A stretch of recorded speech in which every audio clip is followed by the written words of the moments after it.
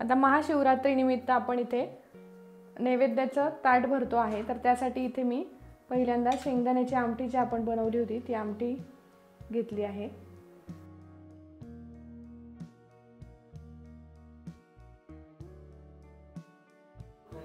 आता इथे फराळी चिवडा मी घेते आहे। आता इथे मी साबुदाण्याचे आप्पे जे बनवले होते ते आप्पे इथे ठेवून घेतले।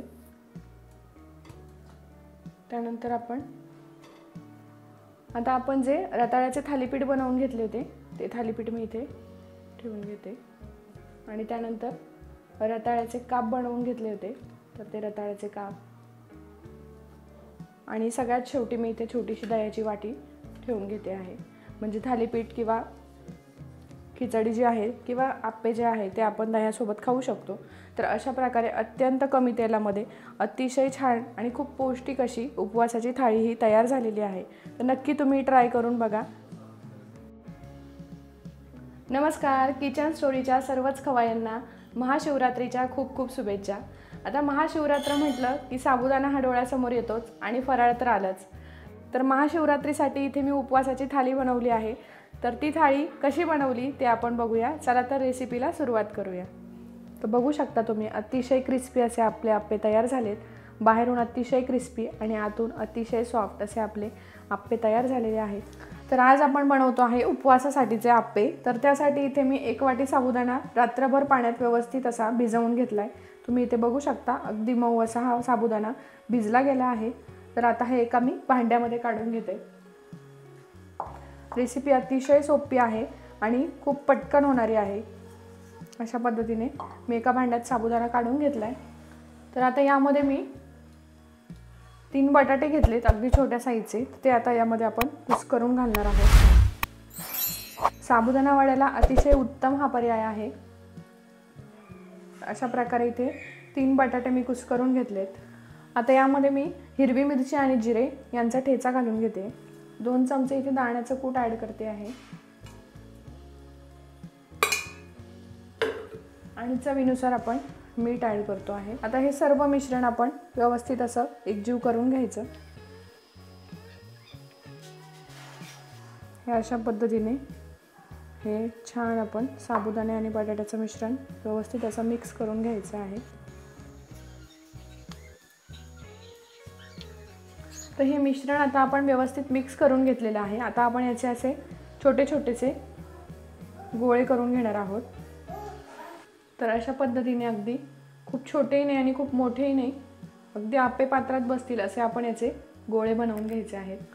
तर साबुदाणा वडा आपण नेहमीच खातो, पण त्याला एक पर्याय म्हणून हे उपवासाचे आप्पे अतिशय छान लागतात आणि खूप कमी तेलात होतात। वडे तळण्यासाठी आपल्याला भरपूर तेल वापरावं लागतं, तेलाचा वापर खूप जास्त होतो। तर कमी तेलकट खाण्याचा खूप छान असा हा मेनू आहे। नक्की तुम्ही ट्राय करा। असे मध्यम आकाराचे व्यवस्थित असे गोळे बनवून घ्यायचे। इथे मी हाताला तेल पाणी लावून घेतलेलं नाही आहे, कारण आपण जेव्हा आप्पे पात्रात ठेवू पुन्हा तेलामध्ये पाणी पडलं तर ते जास्त तडतड करेल, त्यामुळे मी इथे पाण्याचा वापर अजिबात केलेला नाही आहे। तर अशा पद्धतीने आपण सर्व पिठाचे आता गोळे बनवून घेऊ। तर अशा पद्धतीने आप्पे पात्राला मी तेल लावून घेतलं आहे आणि आपण आता जे गोळे बनवून घेतले होते ते गोळे इथे ठेवून घ्यायचे।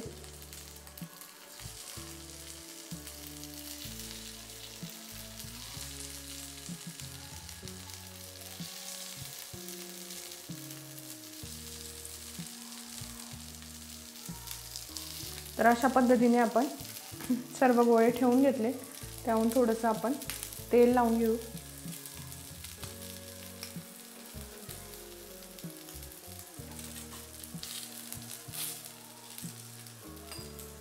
तर आता याला तेल लावून घेतलेलं आहे। यावर आता मी प्लेट ठेवते आणि 5-5 मिनिटांनी आपल्याला हे उलटसुलट असे दोन्ही साईडने व्यवस्थित भाजून घ्यायचे आहे। तर आता इथे 5 मिनिट झालेले आहे। तर तुम्ही बघू शकता आपण जे गोळे बनवून ठेवले होते ते किती छान फुलून आले आणि एक साईड त्याची व्यवस्थित अशी शिजली गेलेली आहे। आता आपण ते दुसऱ्या साईडने व्यवस्थित असे शिजवून घेऊ।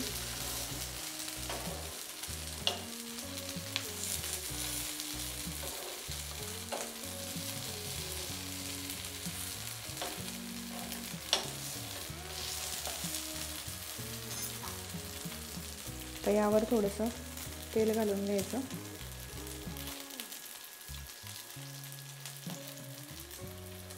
आणि पुन्हा एकदा यावर आपण प्लेट ठेवणार आहोत 5 मिनिटांसाठी आणि दुसऱ्या साईडने व्यवस्थित असे हे आपण शिजवून घेणार आहोत।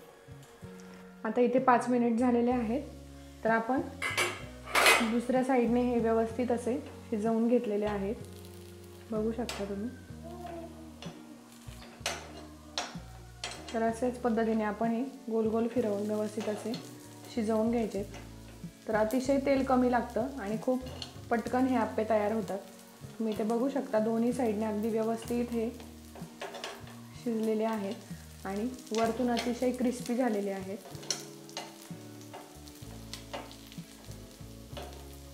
तर अशा पद्धतीने आता आपण सर्व साईडने व्यवस्थित असे फ्राय करून घेतो आहे।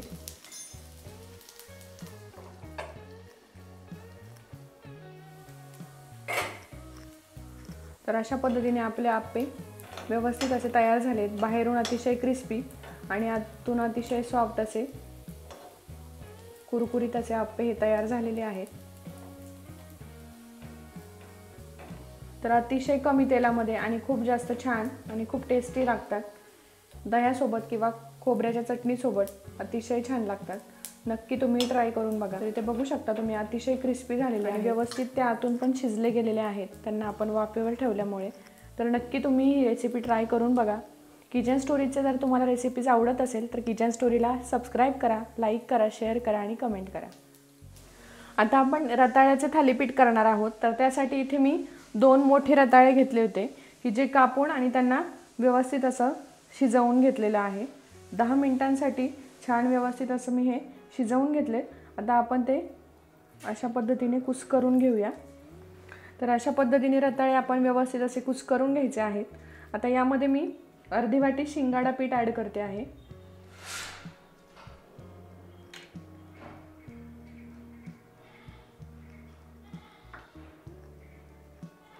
त्याचबरोबर मी इथे साबुदाण्याची मिक्सरला बारीक पिठी बनवून घेतली होती, ती पिठी ॲड करते आहे। आता साबुदाण्याची पिठी आपल्याला जशी लागेल तशी आपण ॲड करायची आहे। त्याचप्रमाणे इथे मी 2 हिरवी मिरची आणि आल्याचा छोटासा तुकडा याचं वाटण घेतलंय।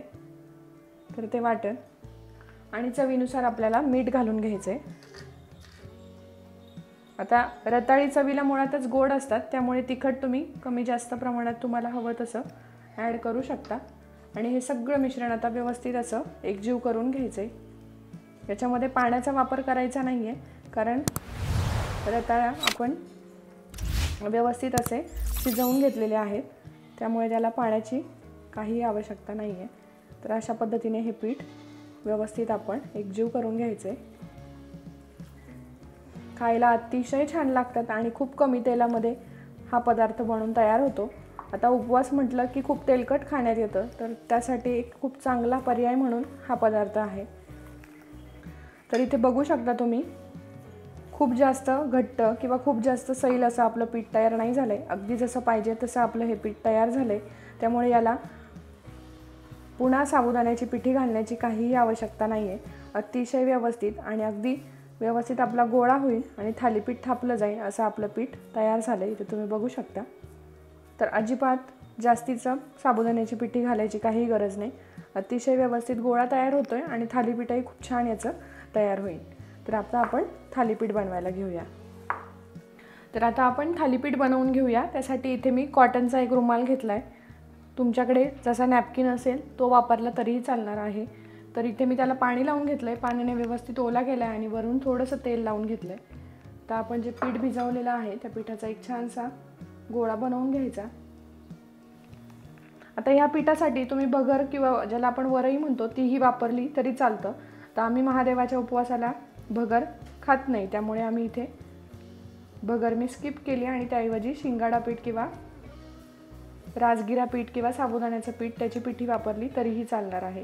तर अशा पद्धतीने आपण गोळा करून घ्यायचा आणि थालीपीठ व्यवस्थित असं लावून घ्यायचं। थोडासा पाण्याचा हात घ्यायचा आणि व्यवस्थित असं हे पसरवून घ्यायचं। चवीला अतिशय छान लागतात आणि खूप कमी तेलात असे हे थालीपीठ तयार होतात। तर अशा पद्धतीने आपलं थालीपीठ तयार झालेलं आहे। आता मी इथे तवा गरम करायला ठेवला आहे. लगेचच आपण तव्यावर व्यवस्थित असं हे भाजून घेणार आहोत. आता अशा पद्धतीने इथे तवा आपला व्यवस्थित गरम झालेला आहे. अगदी थोडंसं मी तेल घालून घेते आणि लगेचच त्यावर आपण थालीपीठ टाकून घेणार आहोत.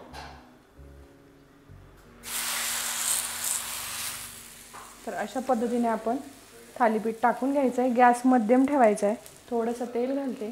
तर आता आपण यावर एक प्लेट ठेवलेली आहे. आता मुळातच आपण रताळी व्यवस्थित असे शिजवून घेतलेले आहेत, त्यामुळे खूप जास्त आपण यावर पुन्हा शिजवून घ्यायचं नाही आहे. फक्त अगदी दोन्ही साईडने व्यवस्थित भाजून आणि क्रिस्पी असं करून घ्यायचे आहे. तर अशा पद्धतीने सर्व साईडने याच्या कडा मोकळ्या करून घेऊ. तर आता याच्या कडा मोकळ्या करून मी एक साईड याची व्यवस्थित भाजून घेतली आहे आणि दुसऱ्या बाजूने हे भाजायला ठेवलं आहे. तर हे दुसऱ्या साईडने व्यवस्थित शिजलं की मग आपण क्रिस्पी झाल्यानंतर थालीपीठ काढून घेऊ. तोपर्यंत मी बाकीचे थालीपीठ बनवून घेते. तर अशा पद्धतीने इथे दोन्ही साईडने मी थालीपीठ व्यवस्थित असं भाजून घेतलेलं आहे. या पद्धतीने मी बाकीचे थालीपीठ बनवून घेते. त्याच्याने वेळ वाढेल, बाकी काही नाही. कळतंय का? समज में आ रही की कुछ बात? तर अशा पद्धतीने अतिशय छान क्रिस्पी आणि चवीला अतिशय मस्त असे आपले उपवासाचे थालीपीठ तयार झालेले आहेत. दिसतानाच अतिशय छान, किती छान रंग त्यांचा आला आहे. अगदी छान दिसत आहेत आणि खायलाही खूप जास्त छान लागतात. चला तर मग याची रेसिपी आपण सुरुवात करूया. तर आता आपण रताळ्याचे शाही काप करणार आहोत. त्यासाठी इथे मी छोटेसे 2 रताळे घेतले होते. त्याचे आता असे उभे बारीक बारीक काप करून घ्यायचे आहेत. खूप जाडसर असे ठेवायचे नाही आहेत. तर अशा पद्धतीने त्याचे काप करून घ्यायचे.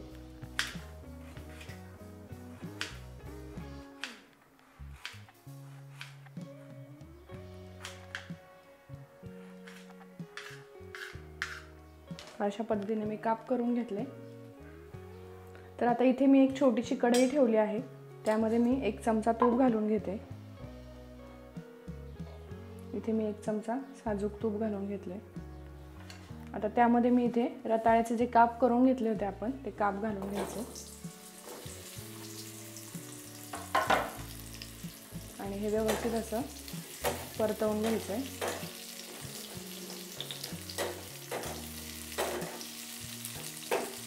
आता हे काप आपल्याला 10 मिनिटांसाठी छान असे वाफवून घ्यायचे आहेत.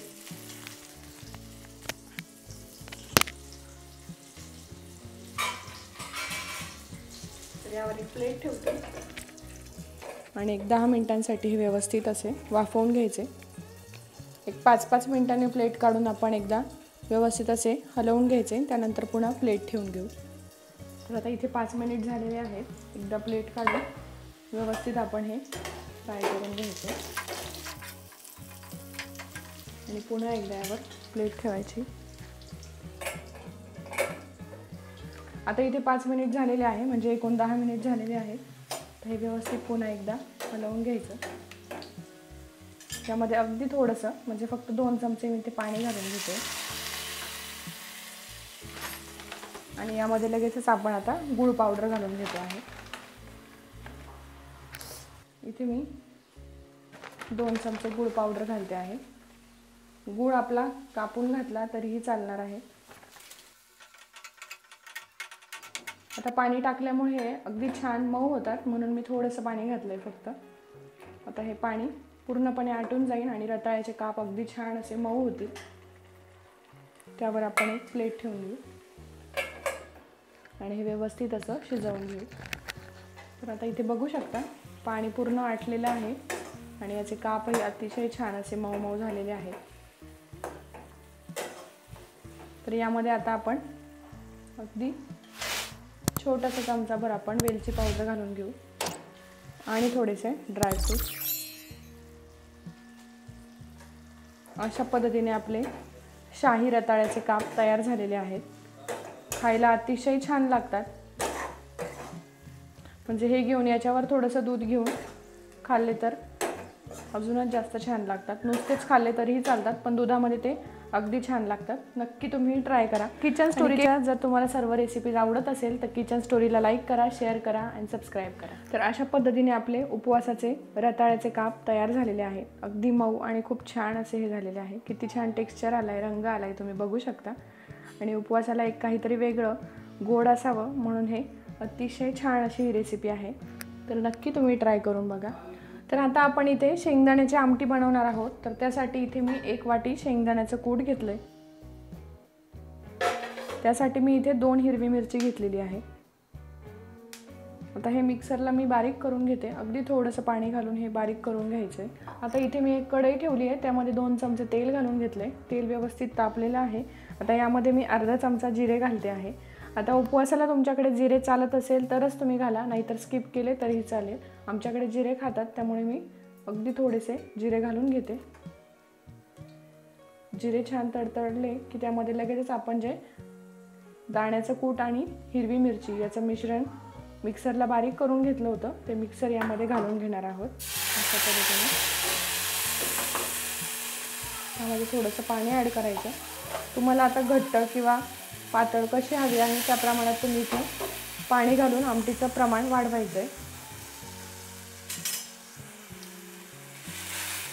तर तुम्हाला हिरवी मिरची नको असेल तर तुम्ही लाल तिखट घातलं तरीही चालणार आहे.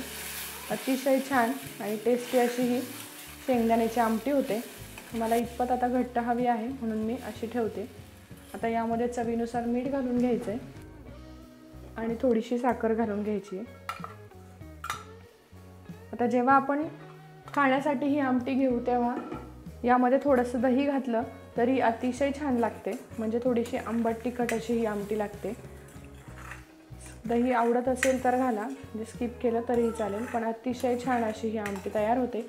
आणि इथे बघू शकता अशी छान दाटसर अशी आपली शेंगदाण्याची आमटी तयार झालेली आहे. जेवणाच्या वेळी जेव्हा आपण खातो त्यावेळी फक्त यामध्ये दही घालून घ्यायचं. दही रूम टेम्परेचरला असलेलं घ्यायचं आणि यामध्ये मिक्स करून घालायचं. दही नसेल तर तुम्ही लिंबाचाही वापर करू शकता. लिंबू घालून अतिशय छान टेस्टी अशी ही शेंगदाण्याची आमटी होते. तुम्हाला जर किचन स्टोरीच्या सर्व रेसिपीज आवडत असेल तर किचन स्टोरीला लाईक करा, शेअर करा आणि सबस्क्राईब करा. आता खिचडीला सोबत जर आमटी असेल तर नक्कीच आपल्याला फराळ करायलाही छान वाटतो. तर त्यासाठीच आज आपण ही शेंगदाण्याची आमटी इथे बघणार आहोत. तर इथे बघू शकता तुम्ही अतिशय छान आणि किती छान दाटसर अशी आपली शेंगदाण्याची आमटी बनवून तयार झाली आहे. चला मग काही वेळ न घालवता आपण लगेचच आमटी कशी बनवायची ते बघूया. तर रेसिपीला आपण सुरुवात करूया. आता उपवास आला की उपवासाला काहीतरी कुरकुरीत आणि पटकन खाता येईल असं काहीतरी पाहिजे, म्हणून आज आपण बनवणार आहोत फराळी चिवडा. तर हा फराळी चिवडा कसा बनवायचा ते आज आपण बघणार आहोत. चला तर मग रेसिपीला सुरुवात करूया. तर इथे आपण खमंग, खुसखुशीत आणि खूप जास्त क्रिस्पी असा उपवासाचा चिवडा बघणार आहोत. तर त्यासाठी इथे मी कढईमध्ये तेल गरम करायला ठेवलं आहे. तेल अगदी कडकडीत छान गरम झालेलं आहे आणि आता आपण गॅस पूर्णपणे कमी ठेवला आहे.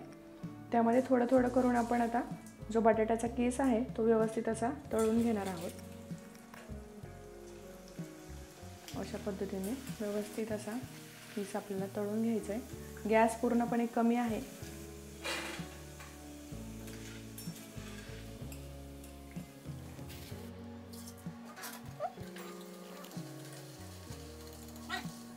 आता इथे आपला बटाट्याचा किस व्यवस्थित असा तळून झालेला आहे. तर आता मी शेंगदाणे यामध्ये तळून घेते. गॅस कमीच ठेवलेला आहे. इथे मी शेंगदाणे तळून घेते.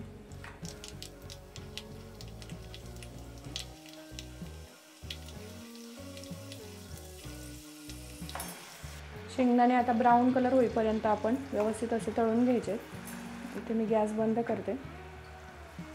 आपले शेंगदाणे व्यवस्थित असे तळले गेलेले आहेत. मी काढून घेते.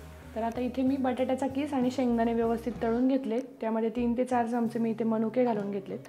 तुमच्याकडे काजू, बदाम, ड्रायफ्रूट्स असेल तर तेही घातले तरीही चालणार आहेत. आता यामध्ये मी अर्धा चमचा लाल तिखट घालून घेते. तुम्ही कमी जास्त प्रमाण याचं करू शकता.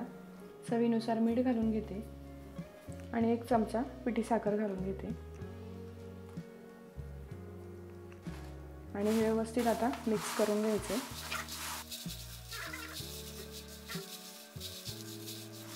तर हा व्यवस्थित असा मिक्स करून घ्यायचा आणि तयार आहे आपला फराळी चिवडा.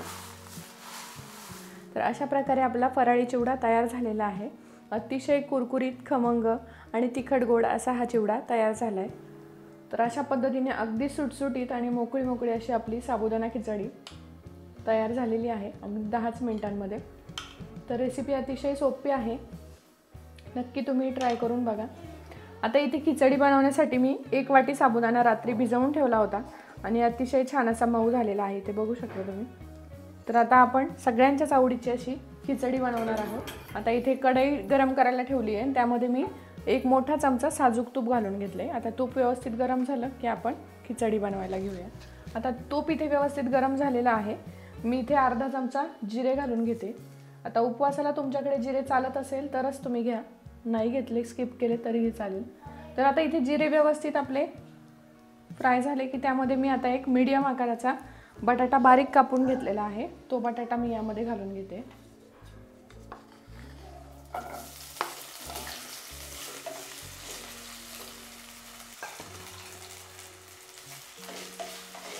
अशा पद्धतीने बटाटा मऊ होईपर्यंत व्यवस्थित असा हा परतवून घ्यायचा आहे। तर खिचडीसाठी उकडलेला बटाटा ही अतिशय छान लागतो, पण इथे मी तुम्हाला कच्च्या बटाट्याची खिचडी करून दाखवते आहे। तर या पद्धतीने मध्यम गॅस ठेवते आणि 5 मिनिटांसाठी हे बटाटे व्यवस्थित मऊ होईपर्यंत शिजवून घ्यायचे आहे। त्यावर इथे मी एक प्लेट ठेवते आहे। तर आता इथे 5 मिनिट झालेले आहे आणि बटाटाही व्यवस्थित असा मऊ शिजलेला आहे। आता यामध्येच मी आपण 3 हिरवी मिरची घेतली होती, ती हिरवी मिरची बारीक कापून घेतलेली आहे, ती घालून घेतली आणि व्यवस्थित एकसारखं परतवून घ्यायचं। तर आता इथे बटाटा आणि हिरवी मिरची व्यवस्थित अशी परतली गेलेली आहे। तर यामध्ये मी आता साबुदाणा घालून घेते।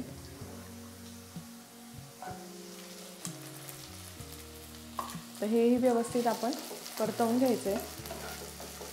आता एक छोटीशी वाटी साबुदाणा घेतला होता, त्यासाठी मध्यम आकाराचा बटाटा घेतलाय आणि 1 वाटी पूर्ण गच्च भरून मी दाण्याचं कूट घेणार आहे।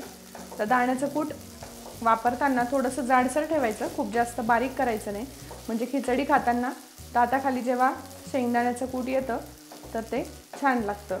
त्यासाठी कूट जास्त बारीक करायचं नाही, जाडसर ठेवायचं। तर अशा पद्धतीने मी आता कूट घालून घेते। तुम्ही इथे बघू शकता, खूप जास्त जाडही नाही आणि बारीकही नाही, असा ओबडधोबड थोडासा मिक्सरला काढून घेतलेला शेंगदाण्याचा कूट आहे, तो घालून हे पुन्हा एकदा व्यवस्थित करून घ्यायचं। तर आता इथे मी अगदी अर्धा चमचा फक्त साखरेचे दाणे घालून घेतले आणि त्यानंतर चवीनुसार मीठ घालून घेते। तर व्यवस्थित ही परतवून घ्यायची। तुम्ही इथे बघू शकता, अतिशय सुटसुटीत अगदी मोकळी अशी आपली साबुदाण्याची खिचडी तयार झालेली आहे। तर यावर एक मी प्लेट ठेवते आणि 2 मिनिटांसाठी फक्त मऊ अशी शिजवून घेऊ। आता इथे खिचडी 2 मिनिटांसाठी आपण वाफवून घेतली होती, छान वाफली गेली। गॅस मी बंद करते। इथे बघू शकता, अतिशय छान अशी फुलून आली आहे आणि अगदी सुटसुटीत अगदी मोकळी अशी खिचडी बनवून तयार झालेली आहे। तुम्हाला जर किचन स्टोरीजचे व्हिडिओज आवडत असेल तर किचन स्टोरीला लाईक करा, शेअर करा आणि सबस्क्राईब करा आणि कमेंट करायलाही विसरू नका। तर नक्की तुम्ही ही रेसिपी करून बघा। आपली महाशिवरात्रीची संपूर्ण थाळी कशी वाटली ते कमेंट करून नक्की सांगा।